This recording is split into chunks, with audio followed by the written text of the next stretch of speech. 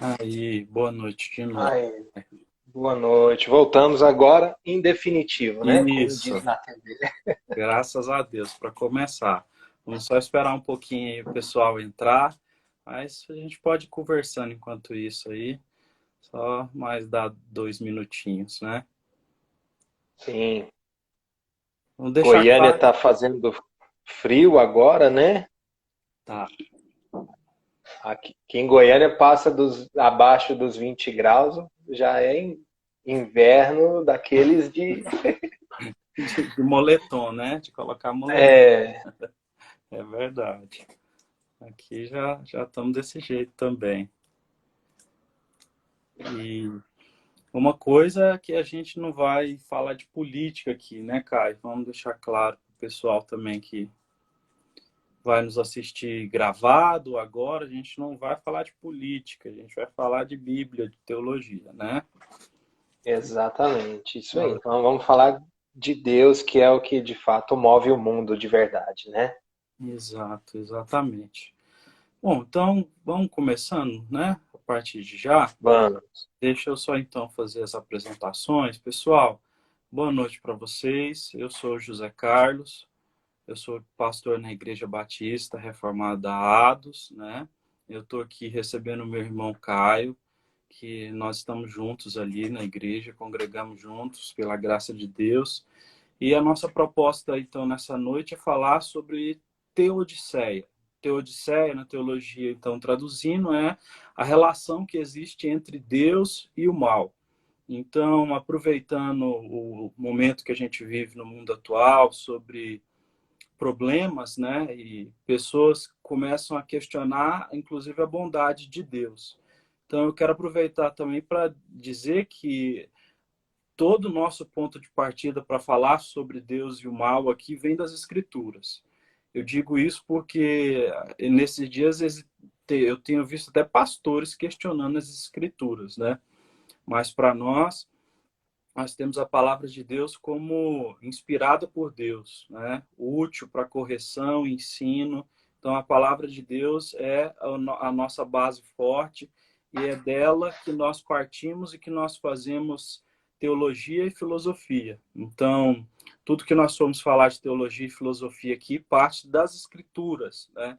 Essa é a nossa regra de fé, né? Independente de qualquer coisa. Então, fica registrado isso aqui.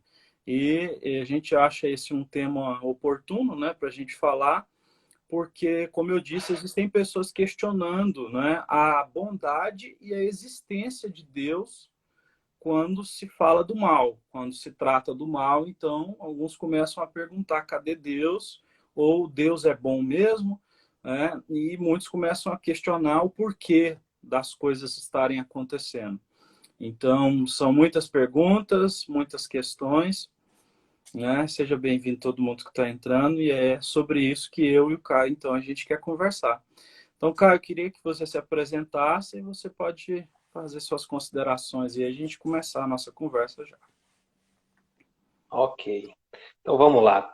Eu sou o Caio César Castro, né? Como o pastor José Carlos disse, nós congregamos juntos lá na Igreja Batista Reformada Ados, que fica aqui em Goiânia. E eu sou seminarista na escola Charles Spurgeon. E a gente está hoje aqui para conversar sobre esse assunto que é na teologia chamado Teodiceia, mas que na verdade todo mundo, desde criança, aqueles que se entendem por ser humano e começa a ter a consciência de que existe um Deus, de que existe um ser divino, né? Um ser maior que criou tudo, qual a relação disso com o mal, né? Como esse Deus se relaciona com o mal que existe. E existe o mal, não adianta a gente querer negar isso, isso é uma verdade. Existe o mal, existe a dor, existe muitas coisas ruins que acontecem no mundo, assim como existem coisas boas também. E Deus está em todos os momentos, né? Deus é onipresente, Deus é onisciente, Deus é, é tudo, né? Na verdade, Deus de fato ele se interage com o ser humano em todos os aspectos, em todos os momentos. E no momento onde a dor é ampliado, onde esse mal começa vamos dizer assim, a tomar forma, né? Deus também está presente. Então, o nosso intuito aqui hoje é para nos edificar na fé, né? E não enganar pessoas de que Deus é um Deus bonzinho, um Deus que só é paz e amor, um Deus arco-íris, cor-de-rosa, porque Deus, na verdade, muitas vezes ele é descoberto, ele é glorificado nas lágrimas, né? Nas angústias, nas dores. Se a gente pegar os próprios salmos, dos 150, mais da metade vão ser em momentos que os salmistas tinham angústia, né? Sofriam, né? Careciam de fato da misericórdia de Deus. Então, esse é o nosso intuito, nesse momento em que o planeta vive, né? Que o planeta está passando, e de forma alguma Deus se fez ausente, se faz ausente. Na verdade, Deus está presente e nós vamos aqui nessa conversa com o pastor José Carlos entender que Deus, na verdade, ele também usa até o mal para nos ensinar. Né, pastor? Então, não sei se o senhor quer começar aí com uma pergunta ou eu já lanço uma pergunta aqui para o senhor, se o senhor não Pode ficar à tiver nenhum vontade. problema. Pode ficar à Então vontade. vamos lá, é assim, para que os irmãos que estejam nos assistindo aí, a gente começar a entender, nós hoje passamos por esse momento do coronavírus no mundo, e assim, muitas pessoas acham que Deus abandonou, outros acham que Deus está, de fato, começando o Apocalipse, o Armagedon, então assim, tem para todo gosto, né? Mas eu queria saber do senhor, assim, como o senhor vê com a teologia, claro, com as relações com as escrituras, esse momento. Como Deus se relaciona, por exemplo, nesse momento em que o coronavírus é algo real no mundo. O que o senhor poderia nos falar sobre? Sim. Pessoal, boa noite para vocês aí que estão comentando. Boa noite, sejam bem-vindos. A primeira coisa, então, cara, que eu gostaria de pontuar sobre isso, né, sobre a pergunta que você fez, é justamente a questão de que nós não podemos perder de vista que Deus, ele é o Senhor e todos os seus atributos, eles estão em igualdade, né? Deus, ele é igualmente amor, igualmente misericordioso, igualmente justiça, igualmente ira. Se a gente perder essa noção, se a gente perder o aspecto dos atributos de Deus e da unidade deles, da uniformidade deles, nós perdemos, então, o sentido do que a Bíblia diz sobre Deus. Então, eu acho muito importante a gente dizer que nós estamos falando do Deus da Bíblia, e esse Deus da Bíblia, ele é igualmente amoroso e igualmente justo, igualmente se ira e por aí vai, né? Uma segunda coisa que eu acho muito importante a gente pontuar é que Deus, ele continua sendo Deus, mesmo que coisas difíceis aconteçam. E uma coisa que a gente aprende estudando filosofia é que a gente não deve tentar explicar o porquê das coisas enquanto elas ainda estão acontecendo. Muitas pessoas erram ou erraram na história por tentar explicar eventos no momento em que eles estavam acontecendo. Se alguém me perguntar o porquê do coronavírus, não dá para eu explicar o porquê dele agora, mas dá para mim dizer com toda certeza que Deus é soberano sobre o coronavírus. Deus é Senhor sobre o coronavírus. O coronavírus, ele está na Terra porque Deus quer que ele esteja. Isso é uma coisa que a gente tem que deixar muito clara e as pessoas precisam entender isso. Agora, falar sobre Deus e o mal muitas vezes cair em muitas especulações. Então, eu já queria eliminar uma que é o porquê disso tudo, né? Existem muitos propósitos pequenos, particulares para cada pessoa, para cada nação, né, que as pessoas vão identificando, vão corrigindo, vão melhorando, mas não há uma definição geral para a gente dizer o mal está acontecendo por causa disso. Então, eu me lembro do texto de João, no capítulo 9, né, em que os discípulos perguntam para Jesus por que aquele cara tinha nascido cego. Se era porque ele tinha pecado, os pais tinham pecado, por que tinha acontecido aquilo? E a resposta de Jesus é: isso que aconteceu desse rapaz nascer cego, não é porque ele pecou e nem porque os pais dele pecaram. É para a glória de Deus. Então, acima de tudo, todos os eventos que acontecem, né, sejam eles positivos ou negativos, trazem, de alguma forma, a glória de Deus à terra. E o texto que eu estava lendo hoje mais cedo, fazendo minha devocional, era justamente o texto de Romanos 8, que diz que importa que a gente sofra muitas coisas para ser transformado segundo a imagem de Jesus Cristo.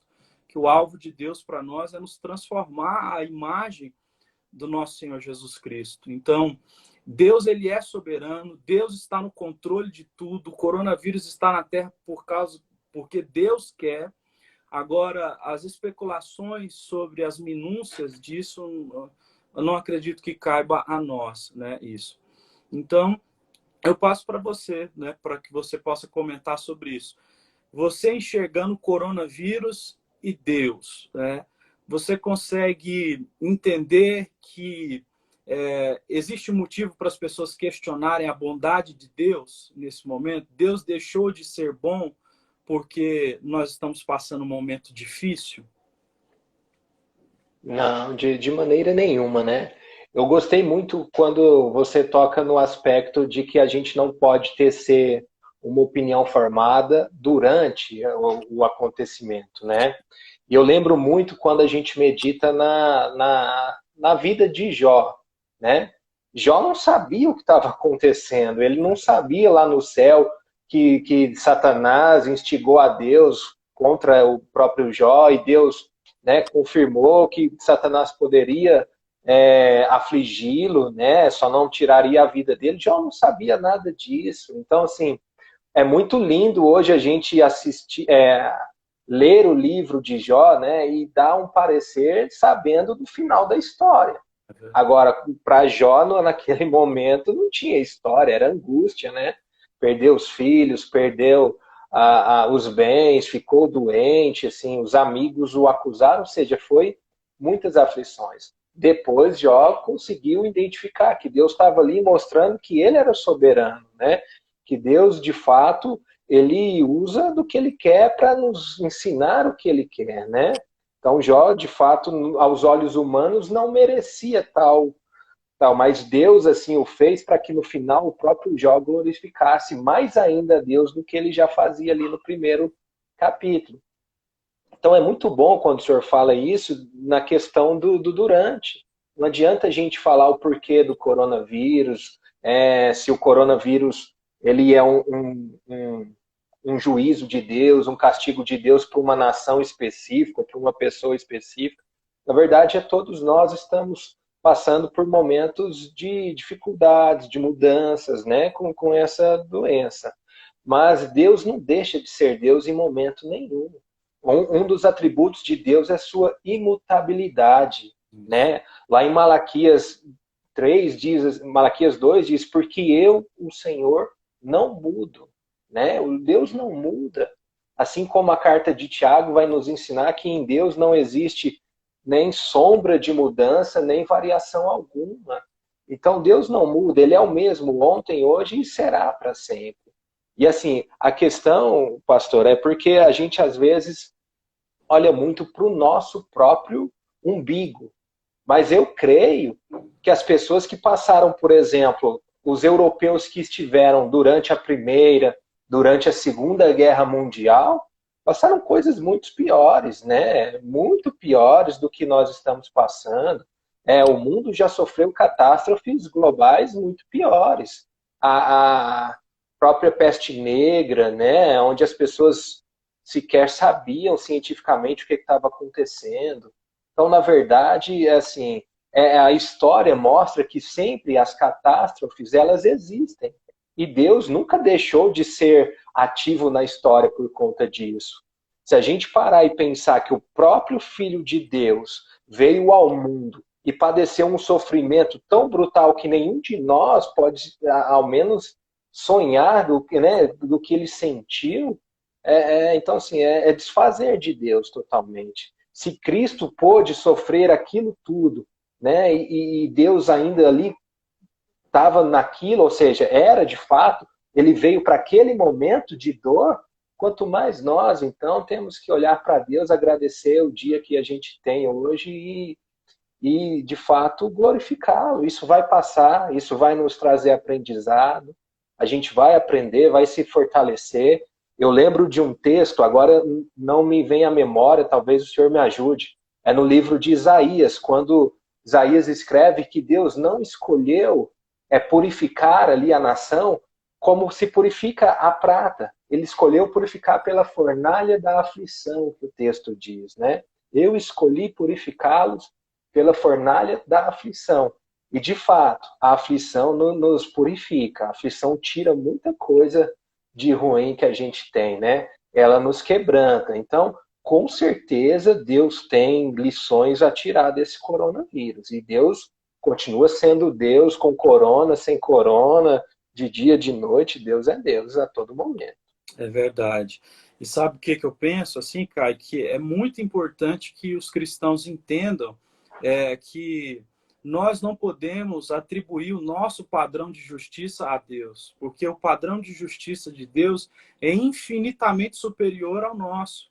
Como diz lá em Isaías 64:4, a justiça do homem é como um trapo imundo, né? Como um trapo imundo. Então, se eu tento analisar essa situação, e alguns, inclusive, usam momentos difíceis para se revoltar contra Deus e dizer que ele não existe, ou dizer que ele criou o mundo e se retirou, que é o deísmo, né? Que acredita que Deus criou, mas se retirou e agora o ser humano está tá aí, a Deus Tá dará. por si só, né? Cada um Por por si... si, né? Exato. Então, na verdade, o padrão de justiça de Deus supera o nosso em muito, né? Como diz lá Romanos capítulo 9, né? Quem somos nós que somos feitos do barro para questionar o Senhor Deus, que é o Criador de todas as coisas? Ele mesmo cita lá para Jó, onde você estava quando eu coloquei as águas do mar com a concha da minha mão, quando formei os céus e a terra, onde você estava quando o primeiro parto de um bezerro foi feito, né?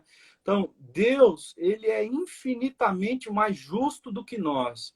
Então, todo esse padrão moralista do ser humano de achar que Deus está sendo mal, ou que Deus não poderia fazer isso, ou que se Deus fosse bom mesmo, ele não faria isso, é algo extremamente raso à luz das Escrituras. Deus continua sendo justo e continua sendo bom, mesmo com tudo isso que acontece. Então, uma pergunta que alguém poderia fazer é se Deus sendo bom, ele poderia permitir pragas, né? Olhando para as Escrituras, a gente tem um exemplo de quando o Senhor foi tirar o povo de Israel do Egito e houveram as 10 pragas enviadas ali. Deus tinha o seu propósito específico com o povo de Israel, de libertá-los, tinha ouvido o clamor deles. Uma coisa importante é que, em tempos de aflição, em todas as escrituras, a gente sempre tem períodos marcados por muita oração. Então, se a gente fosse falar nesse momento agora o que um cristão deve fazer, o cristão deve orar. Nesse momento, é momento de orar ao Senhor. Então, a gente olha ali para o texto, Deus enviou pragas para libertar o povo de Israel do Egito, né? E continuou sendo Deus, né, todo-poderoso. Então, hoje em dia, esse cristianismo muito light, muito cult, faz com que as pessoas olhem para questões como essas e simplesmente achem que Deus não é bom ou que Deus não existe por um mal estar acontecendo. Mas Deus, ele é bom, mesmo com o coronavírus estando aí. A verdade é que o coronavírus estando aqui vai trazer coisas melhores que nós nem conseguimos imaginar do que se ele não estivesse aqui. E por que eu tenho essa certeza? Porque Deus é Senhor sobre o coronavírus. Então, se Deus é Senhor sobre o coronavírus e o coronavírus está aqui, então tudo que está acontecendo está cooperando para o bem. A gente volta ali para Romanos 8, né? Então, todas as coisas, elas cooperam para o bem daqueles que amam ao Senhor e que entendem que Ele tem os pensamentos maiores do que os nossos, os caminhos deles são melhores do que o nosso. Então, o povo de Israel mesmo, sempre que Deus permitiu que eles sofressem, foi como você citou, Caio, para purificar o povo. E eles, quando começavam a orar, se arrependiam dos seus pecados, o Senhor se voltava para eles, os libertava da mão dos adversários ou de pragas, né? A gente tem até no livro de Joel e Malaquias pragas de animais, gafanhotos, que visitaram o povo em tempos de rebelião da parte deles. Mas eu quero reforçar que não dá para a gente saber se esse coronavírus está aí porque o mundo está em rebelião. É fato que o ser humano em si ele é rebelde contra Deus, mas nós ainda estamos vivendo a história e só lá na frente a gente vai, de fato, conseguir contar melhor. Então, eu queria citar esse versículo para passar para você, que é: o Senhor, ele é Deus sobre os pássaros. E ali Lucas diz, né? Os pássaros, eles valem 2 vinténs. Quanto mais sobre vocês, que Deus tem contado todos os fios de cabelo da vossa cabeça. Então, Deus continua sendo bondoso e cuidando de nós de forma minuciosa, mesmo nesse momento que a gente não entende o que está acontecendo, e até o nosso padrão de justiça parece superar o de Deus. Parece que a gente é mais justo que Deus e a gente conseguiria lidar melhor se a gente fosse o dono da última palavra. Mas não, graças a Deus que é o Senhor que tem a última palavra sobre tudo que está acontecendo, porque no final o nome dele vai ser mais glorificado, como a gente já citou, né, Caio? Amém. É verdade, pastor. É verdade, e isso, para um cristão que entende de fato que Deus é soberano e nós de fato somos como gotas no oceano, né?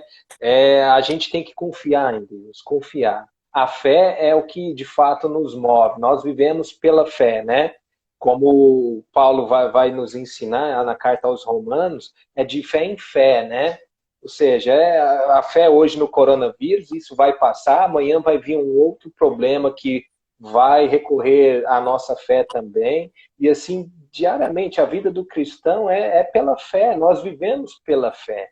Nós não vivemos por obras, nós não vivemos pela nossa força, pela nossa inteligência, nós vivemos por fé num Deus que, mesmo o mal existindo no mundo, nós sabemos pela sua palavra que ele é bom e misericordioso, que ele é justiça, que ele é santo, que ele é amor. Mas como você falou na sua primeira fala, os atributos de Deus, eles se equiparam, né? Não existe um amor, ele é maior do que a justiça, ou a ira é maior do que a misericórdia. Deus é imutável, ele não muda, né? Deus é reto, ele é o mesmo constantemente. Então, assim, ao mesmo tempo que Deus ama, Deus é justiça do mesmo jeito, né? Do mesmo tempo que Deus é misericórdia, ele é ira. Então, a mesma palavra que nos diz lá em 1 João que Deus é amor, em Deuteronômio vai nos dizer que ele é fogo consumidor. É o mesmo Deus, ele não mudou em momento nenhum. São atributos dele, né? Então, a gente tem que entender isso. Isso tem que vir para nos quebrantar. Nos quebrantar. Tem um irmão aí que escreveu aqui, não dá para mim ver aqui quem foi, mas falando sobre os nossos conceitos de bem ou mal, de bom ou mal, que os nossos conceitos são limitados. E o que a gente acha? De fato, os nossos conceitos são totalmente limitados, mas nós temos que nos basear pela palavra de Deus. Nós temos um caminho no qual seguir, e esse caminho é Jesus, é a verdade, e a verdade consiste na palavra de Deus, que o próprio Jesus, João 17:17 diz: santifica-os na verdade. A tua palavra é a verdade. Então, o nosso conceito de bom ou mal, ele vem das Escrituras. Ele vem das Escrituras, né? Nós sabemos o que é certo ou errado pelas Escrituras, né? Paulo vai dizer lá em Romanos que ele não conheceu o pecado senão pela lei. A lei que mostra, né, o que é certo, o que é mal, o que é ruim, o que é... Se a lei não dissesse não cobiçarás, eu jamais saberia que cobiça é algo mal, algo ruim, pecaminoso. Então, assim, os nossos conceitos, de fato, eles são limitados, mas nós temos um algo para seguir. E nesse momento, até nós comentávamos, né, pastor? Tem pastores aí de algumas denominações que até colocam em xeque a própria palavra de Deus, que ela é a nossa fonte, ela é o que nos santifica.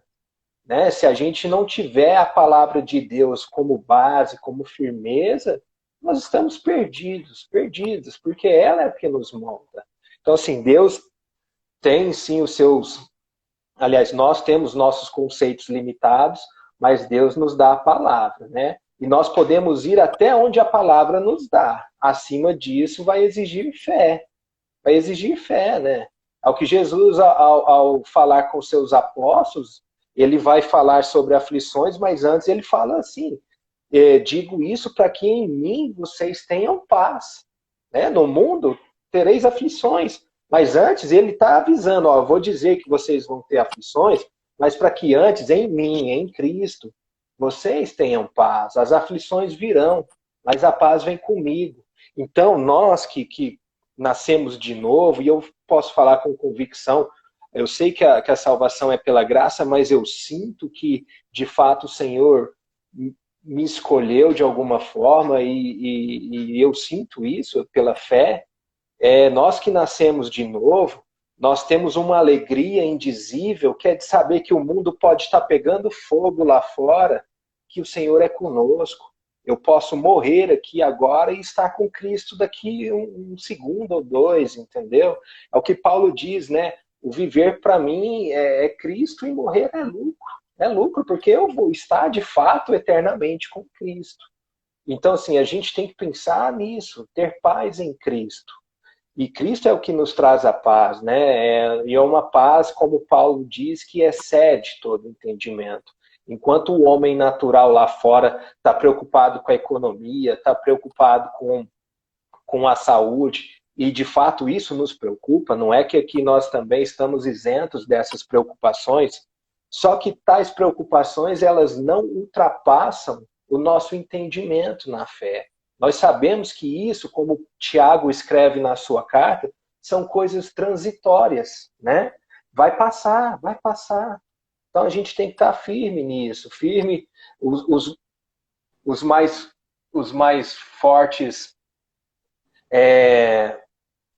vamos dizer assim, ensinando os mais fracos na fé, passando por eles, e a gente vai passar, meus irmãos. Isso é algo que de fato vai passar e nós vamos estar mais firmes na fé ainda. Isso vem para glorificar a Deus, né?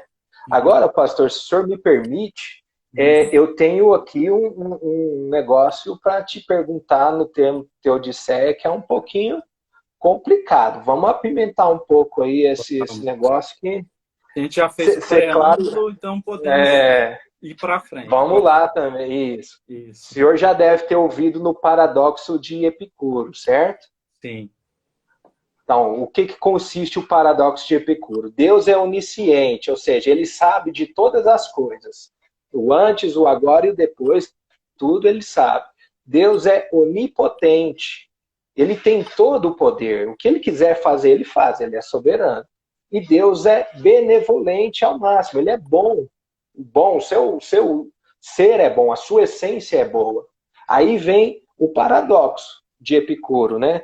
Deus, sendo onisciente e onipotente, tem conhecimento de todo o mal e poder para acabar com ele.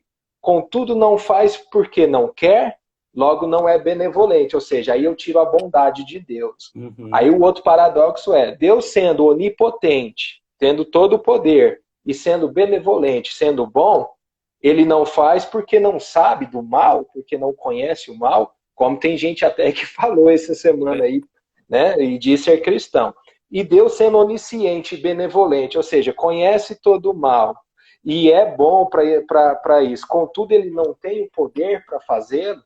Como você trataria esse paradoxo de Epicuro, que é de fato o paradoxo que permeia a Teodiceia na teologia, né? Deus sendo bom, sendo poderoso e sendo conhecedor de todas as coisas. E ainda assim o mal existe. Será que tem resposta para isso, pastor? É o paradoxo de Epicuro, né? A gente responde ele usando justamente a teologia moral, né? A teologia moral falando sobre o nosso Deus, que a gente já fez um bom preâmbulo justamente por causa disso, mostrando que os atributos de Deus são todos igualáveis, né? Isso já vai falar muita coisa, então. Deus continua sendo Senhor, né, acima de todas as coisas. E a verdade é que, né, Deus, ele é Deus, mesmo que o ser humano não o entenda como Deus. E há coisas que ele, sendo Deus, não revelou ao ser humano. E dentro disso, né, nós caímos então numa situação que é o que Deus escolheu revelar e o que Deus não escolheu revelar. O que nós temos em Deuteronômio 29, ali onde está escrito, né?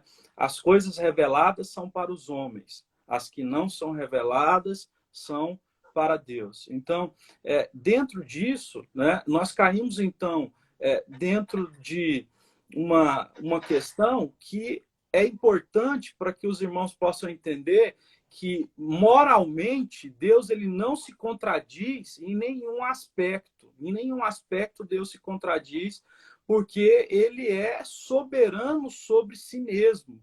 E ele não quis revelar ao ser humano todas as coisas. E não querendo se revelar em todas as coisas, ele continua sendo Deus, né? Então, essa é a questão. É porque o ser humano ele quer conhecer a Deus, ele quer que Deus tenha se revelado completamente para o entender e julgá-lo. Mas Deus não se revelou completamente porque ele é que está na posição de juiz e ele é que nos conhece completamente e nos julga completamente, porque ele é o Senhor e nos conhece, nos esquadrinha, como diz Jeremias 17, no verso 10, nos esquadrinha por dentro. Então, é muito importante que as pessoas entendam que o fato de Deus não ter revelado tudo acerca de si mesmo não significa que ele deixa de ser menor. Não, ele continua sendo Deus, né? Tratando um pouquinho da questão que nós estávamos falando, nós, igual você falou, nós vivemos momentos piores, né? No final da Primeira Guerra Mundial, teve a gripe espanhola que matou 50 milhões de pessoas no mundo. Foi uma época em que a teologia reformada cresceu muito, né, no cenário mundial, justamente falando sobre a soberania de Deus, que Deus é absoluto sobre tudo. E a gente precisa entender, se lembrar, como a gente estava citando Jó também, o capítulo 42, né, Jó no final, ele diz, Senhor, eu bem sei que o Senhor tudo pode, e nenhum dos teus planos podem ser frustrados, né? Então, Deus sabe de tudo. Todas as coisas estão nas mãos dele, mas não colocou todas as coisas nas nossas mãos. Então, nesse ponto, a gente deve descansar. E uma coisa importante é que, já que a gente já fez o preâmbulo da questão moral sobre Deus, a gente pode começar a afirmar coisas sem medo nenhum. Igual, muitos cristãos têm medo de afirmar algumas coisas porque têm medo de estarem sendo melhores do que Deus. Como, por exemplo, Deus ele mandou matar no Antigo Testamento? Tem cristão que acha que se eu disser que sim, eu estou sendo até melhor, deixando Deus numa posição ruim, ou estou sendo melhor do que Deus, no sentido de dizer que não, Deus não manda matar, Deus é muito bom. Então, as pessoas começam a criar um Deus segundo a sua imagem, a sua semelhança, segundo o seu entendimento, né? Então, segundo isso, Caio, aí deixa a pergunta para você. A gente precisa ter medo dessa pergunta e qual seria a resposta? No Antigo Testamento, Deus mandou matar? Porque muitas pessoas têm medo dessa pergunta, de responder ela e de fazer ela, né? Exatamente, né? Na verdade, querem advogar a Deus, né? Como se o Deus que é juiz passasse de juiz para réu e eu que sou réu, na verdade, condenado, passasse para um promotor ou algo do tipo, né? Mas Deus não precisa de advogado, né? Deus, é isso que o faz Deus. O que ele quiser fazer, ele faz. Como ele diz em Isaías ou Jeremias, perdão, agora você me ajuda, pastor. Agindo eu, quem impedirá, né? Isaías. Isaías, exato. Então, assim, Deus agindo, ninguém impede, como o senhor citou aí o capítulo 42 de Jó, né?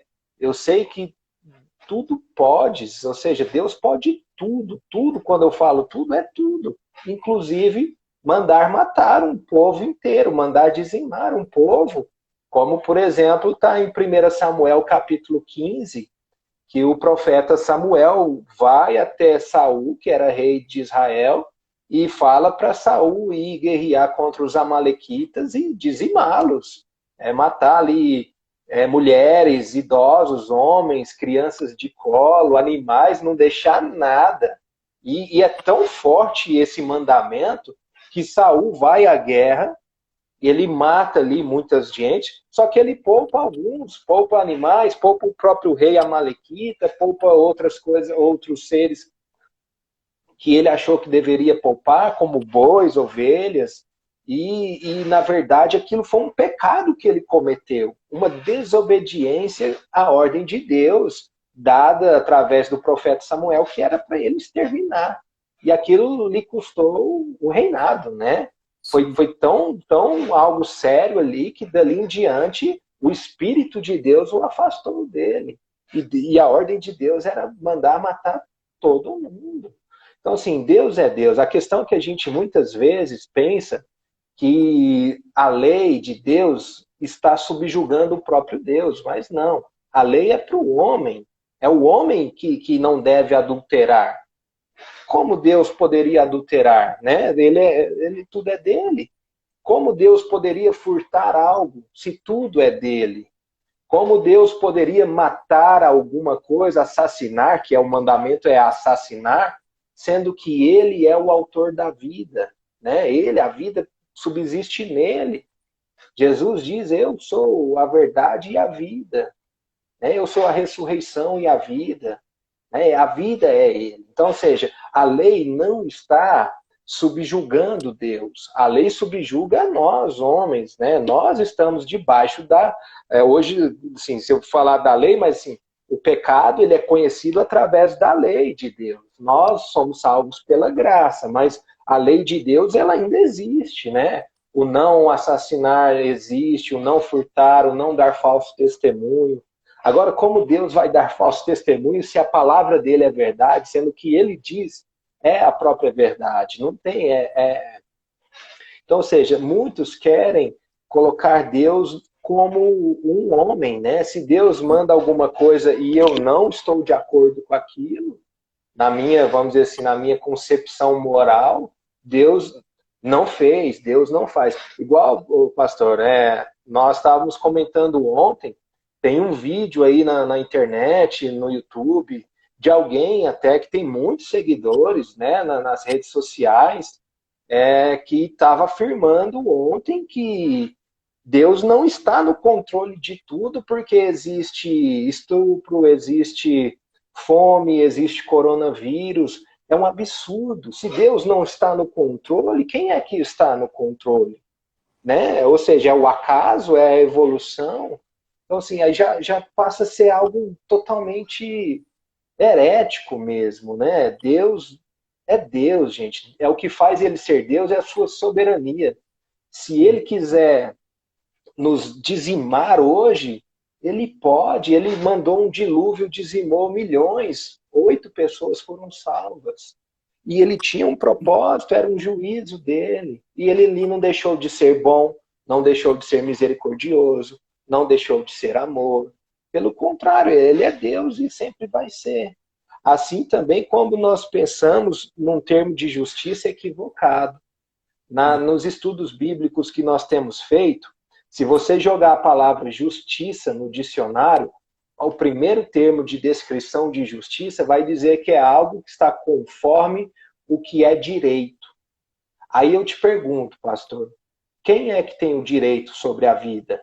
De verdade, sou eu ou é Deus que tem o direito? O nosso Deus, né? O nosso Deus. Isso é muito importante. Eu queria falar sobre isso, Caio, porque vamos imaginar que uma pessoa cresce num lar em que o sexo é tratado de uma forma libertina. Então, essa pessoa ela cresce com um ideal moral de sexualidade extravagante, libertina, algo que é imoral de acordo com o que Deus diz, né? Então, o que acontece? O que nós devemos fazer nesse momento não é olhar para o padrão que nós temos e tentar, de alguma forma, manipular Deus para que ele seja como o que nós aprendemos. A questão é que existem muitas pessoas que têm muitas experiências entranhadas nos seus corações, experiências com a vida, até traumas mesmo, e essas pessoas acabam tentando moldar Deus segundo essas experiências que tiveram, que passaram, né? Por exemplo, Freud, ele vai falar muito lá no passado, né, que as pessoas elas tinham tendência de criar Deus, né, a imagem ou a imagem daquilo que elas encontraram ou não encontraram no seu pai terreno. Então, o pai terreno, ele era muito associado com a imagem que a pessoa tinha de Deus ou não. Se não teve um bom pai terreno, a pessoa tinha dificuldades nessa aceitação de um pai celestial. Mas a questão é que nós precisamos dobrar o nosso entendimento ao entendimento de Deus. É o que a Bíblia diz. Não se deixem confundir pelo seu entendimento, mas confiem o seu coração no Senhor. Então, se eu cresci dentro de uma família com um padrão de sexualidade imoral, e as escrituras dizem que o padrão de Deus é o sexo dentro do casamento, então eu me dobro aquilo ali. Mesmo que as minhas experiências não me mostrem que aquilo ali é a verdade, mesmo que eu não tenha tido, né, o conselho de um pai, mesmo que eu não tenha tido pessoas para me ensinar o padrão correto, eu preciso me dobrar. Isso é a conversão que a gente tanto fala. Então, as pessoas estão com dificuldade hoje em dia de se dobrar aos padrões de justiça e de pensamento de Deus e estão criando e idealizando um Deus segundo as suas próprias idolatrias no coração. Foi o que C.S. Lewis diz. Muitas pessoas adoram um Deus criado na sua mente, e não Deus que os criou, né, segundo a própria matéria. Então, foi Deus que nos criou, não nós que criamos a Deus. Então, discutir a palavra, falar o que nós estamos falando aqui hoje, serve para que as pessoas entendam. Foi Deus que nos criou. Nós simplesmente estamos aqui numa ilusão quando a gente tenta, né, definir Deus nos nossos termos humanos. Não, Deus não é o que eu acho que ele é o que ele disse que ele é. E a palavra dele confirma isso. Então, se eu não entender que a palavra de Deus é, de fato, a verdade, eu não posso nem começar essa conversa sobre Deus e o mal. Deus é o que ele diz que ele é. E o que é bom o que ele diz que é bom. Então, se eu tenho padrões que não estão de acordo com as escrituras, eu devo me amoldar ao padrão da escritura, porque ele é bom. Então, se eu olho para o coronavírus, eu digo, isso é uma tragédia, Deus não existe. Se Deus existisse, ele não permitiria isso. Eu preciso me dobrar ao fato de que Deus é soberano e de que nada que aconteceu na história do mundo, Deus esteve ausente. Então, eu preciso me dobrar ao fato de que ele é soberano e de que ele está usando algo que pode ser trágico para o benefício de muitas pessoas, porque, de fato, existem coisas mais importantes para Deus do que algumas coisas que a gente considera importantes para nós mesmos. Então, se Deus quer coronavírus para atingir os seus propósitos, para que o evangelho se expanda, para que mais pessoas se arrependam, para que pessoas conheçam a salvação, que então seja feito assim. Então, isso que a gente precisa entender. Então, não crie um Deus à imagem e à semelhança das suas experiências e do seu pensamento. Se dobre as escrituras. Deus é soberano. Então, se ele colocou na minha frente algo que parece ser ruim para mim, eu simplesmente me dobro e digo, Senhor, amém. Eu acredito que isso é o bom do Senhor, porque todas as coisas cooperam para o bem. É como aconteceu na vida de José. Foi traído pelos irmãos, uma sequência de situações ruins. Aí, no final, José diz para os irmãos, vocês intentaram o mal contra mim, mas Deus fez o bem. E Ele me enviou na frente para que hoje possa ter comida para todo mundo da família. Então, ninguém da família de José morreu, porque José, num processo que parecia injusto, ele o quê? Ele não blasfemou contra o Senhor, mas ele o quê? Ele simplesmente disse amém e seguiu o curso daquelas situações que estavam diante dele, até que ele chegasse aonde Deus quis e ele pudesse ajudar a família dele. Então, é muito importante falar sobre isso, porque as pessoas elas estão, de fato, sacando algumas palavras da Bíblia, né? Isso não pode acontecer, né, Caio? É verdade. Assim, o interessante na história de José, que é o próprio José que reconhece isso, né? Os Isso. irmãos dele vão até ele, já ele numa posição de governador do Egito, né? Onde ele era a autoridade que liberava quem comprava alimento e quem não comprava, ou seja, a sua posição era de dizer quem ia comer e quem não ia comer. E aí os irmãos dele ali e tal, e ele então não aguenta ali mais a expectativa, resolve se revelar, e os irmãos ficam com medo, né, de uma vingança que ele daria, mas ele fala, não, meus irmãos, Deus me fez isso tudo, esses 13 anos que eu passei aqui, foi para esse momento aqui. E ele lembra, talvez, lá dos sonhos dele, né, que ele tinha, mas e isso que é o importante. Ele fala uma frase que isso é maravilhoso, que ele fala que Deus transformou o mal que os irmãos dele cometeram contra ele em coisas boas, né? E não só José do Egito, mas Daniel, por exemplo, né, ele foi levado jovem cativo para a Babilônia, sofreu muito e foi colocado em frente o rei ali, que era o imperador da época, o Nabucodonosor, e Deus também usou aquele mal todo para que Daniel ali revelasse o sonho, Deus fosse glorificado através do sonho, mostrasse para o rei quem era Deus de verdade, e o próprio Daniel depois teve um cargo de governador. Isso também não significa que o mal que a gente sofre é uma posição elevada amanhã. Deus pode tanto fazer quanto não fazer. Pode ser que o nosso fim seja como os dos apóstolos, né? Como de alguns profetas que morreram a serviço da verdade, levando a verdade. Ou seja, a gente também tem que parar com esse engodo que a gente sofre aqui para aqui mesmo ter uma alta posição, coisa do tipo. Isso não é uma regra, isso a gente não pode pragmatizar isso como uma verdade. Mas tem que entender que Deus é quem rege as nossas vidas, né? Como Jó diz, Deus deu, Deus o tomou, bendito seja o nome do Senhor. É Deus quem dá, é Deus quem tira, é Deus quem faz, é Deus quem desfaz, Ele, está tudo sob o controle dele, todas as coisas, né? Como Romanos 8 vai dizer no finalzinho, tudo dele, por ele e para ele são todas as coisas, né? Dele, por ele e para ele são todas as coisas e são todas as coisas mesmo. Deus criou o que a gente consegue ver e o que a gente nem consegue ver através da sua palavra. E quem criou isso tudo, como é que não vai estar em controle dessas coisas, né?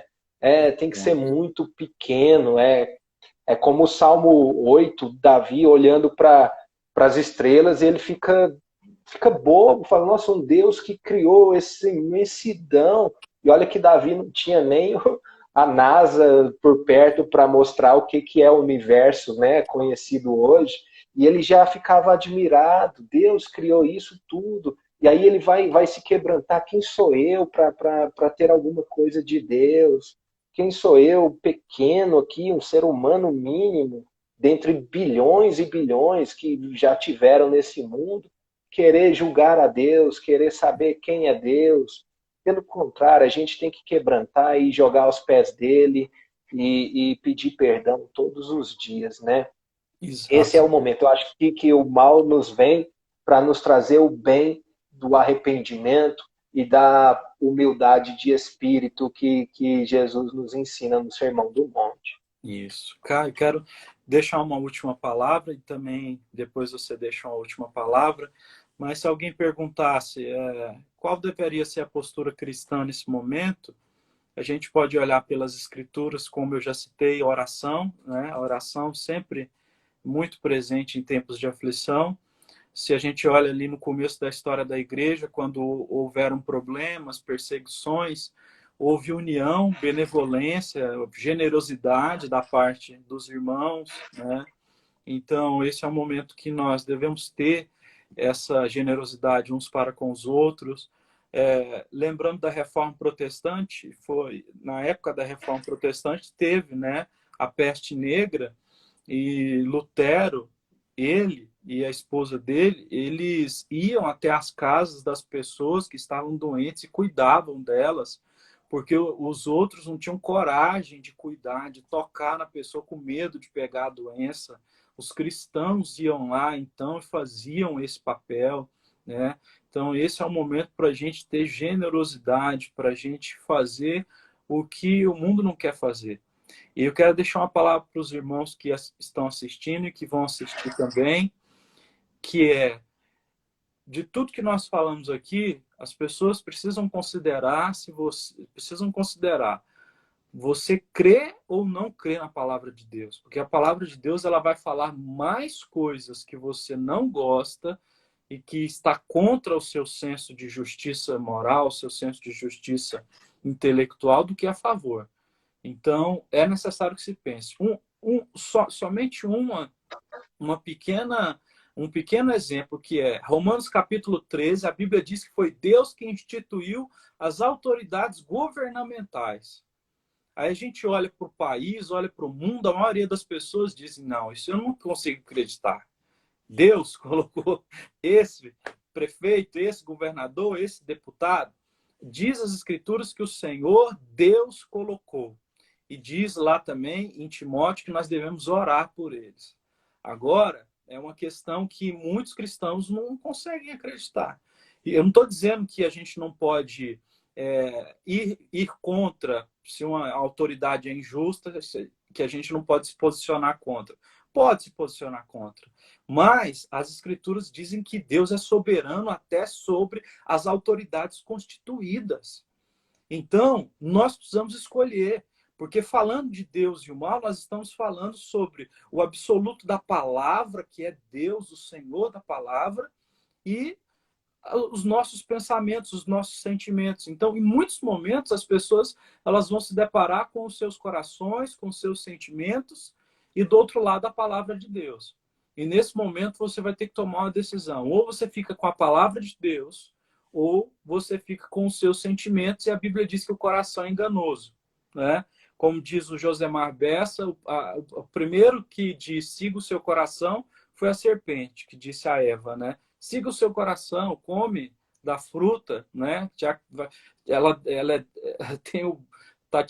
tá atraindo seus olhos, atraindo seu paladar e tudo mais. Então, a gente precisa entender que nem sempre a palavra de Deus ela vai ser bem aceita no momento pelo nosso coração.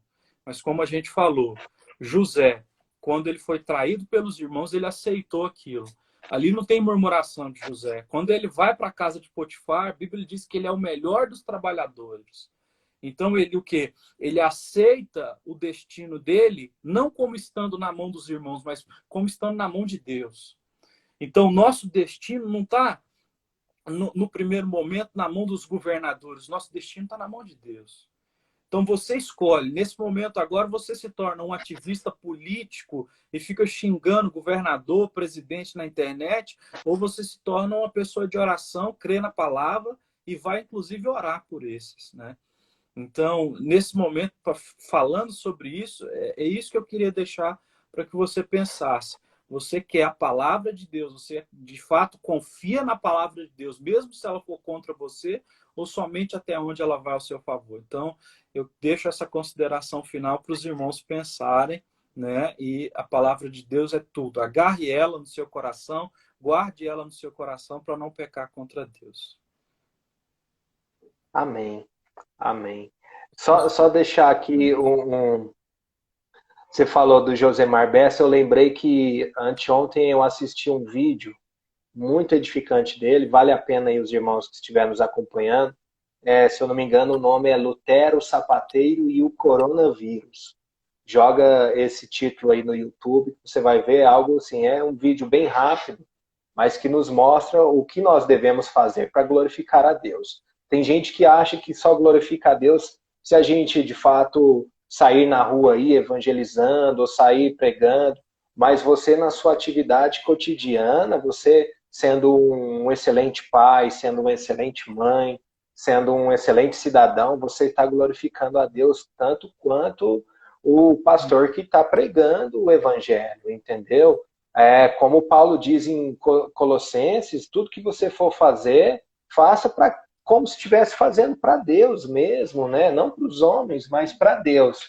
Então, se de fato esse momento requer reclusão, requer mudança de comportamento, requer a gente às vezes refrear ou ficar mais tempo com a nossa família num convívio mais apertado, faça da melhor maneira possível, né? Faça como se estivesse fazendo para Deus. Tudo que a gente for fazer, faça para Deus.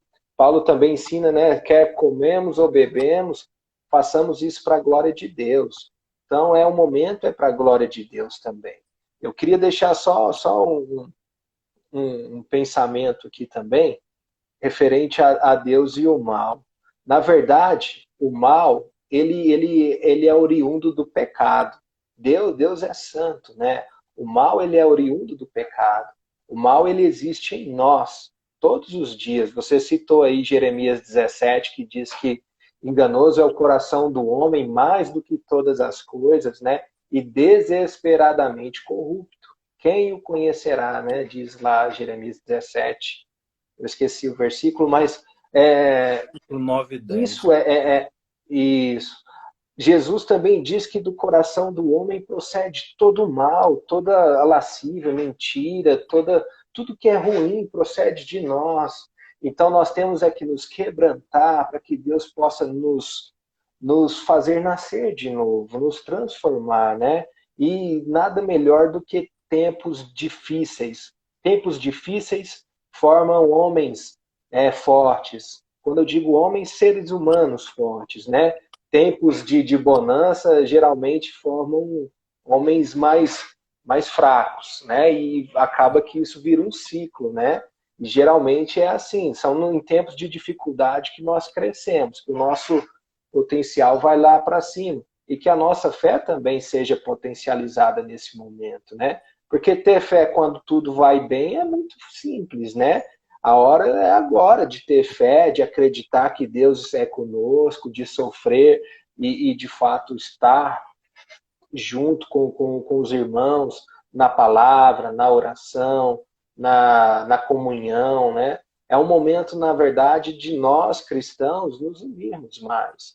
E bem lembrado, pastor, as autoridades elas são constituídas por Deus. Quer nós ou não, quem está hoje no poder, seja prefeito, governador, presidente, se não for de nosso agrado, oremos para que o nosso país, estado, cidade esteja melhor, né? Sejam tomadas decisões que de fato glorifiquem a Deus, que de fato sirvam para os cidadãos.